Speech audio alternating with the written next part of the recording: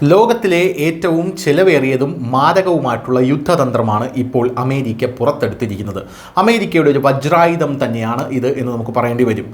കടലിലൊക്കെ സഞ്ചരിക്കുന്ന അമേരിക്കയുടെ പല ദ്വീപുകളുമുണ്ട്.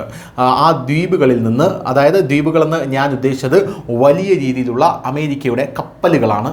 പല റൺവേകളും മറ്റുമുള്ള വലിയ സിറ്റി പോലെ പ്രവർത്തിക്കുന്ന കപ്പലുകളുണ്ട്.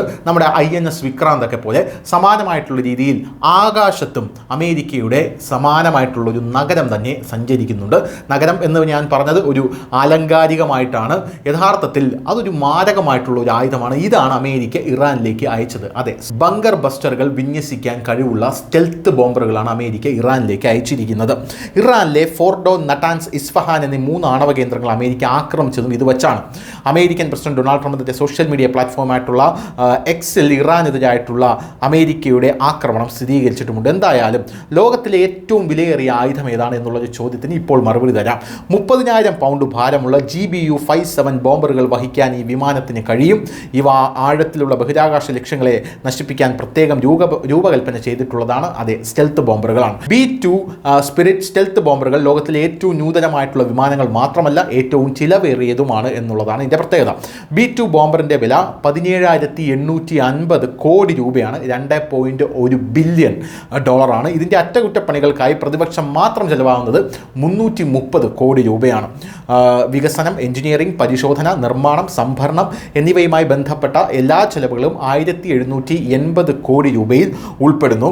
1997 ഇത് രൂപകൽപ്പന ചെയ്തത്. അന്ന് B2 ബോംബറുകൾ അതേ വർഷം തന്നെ ഉൽപ്പാദനവും ആരംഭിച്ചു.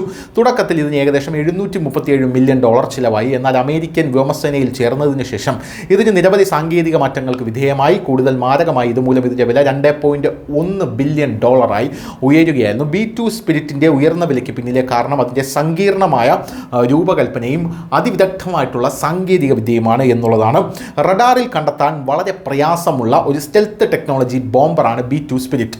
ഭൂഗർഭാറകളും ആണവ കേന്ദ്രങ്ങളും നശിപ്പിക്കാൻ പ്രത്യേകം രൂപകൽപ്പന ചെയ്തിട്ടുള്ള 30,000 പൗണ്ട് ഭാരമുള്ള ബോംബുകൾ, GBU-57 ബോംബുകൾ വഹിക്കാൻ ശേഷിയുള്ള ബോംബറുകളാണ് ഈ സ്റ്റെൽത്ത് ബോംബറുകൾ. ശത്രുവിനെ കാണാതെ തന്നെ ഏത് ലക്ഷ്യത്തെയും തകർക്കാൻ കഴിയുന്ന തരത്തിലാണ് ഈ വിമാനത്തിൻ്റെ രൂപകൽപ്പന. അതുകൊണ്ട് B2വിനെ ദ ഇൻവിസിബിൾ ഡെത്ത് എന്നും വിളിക്കുന്നുണ്ട്.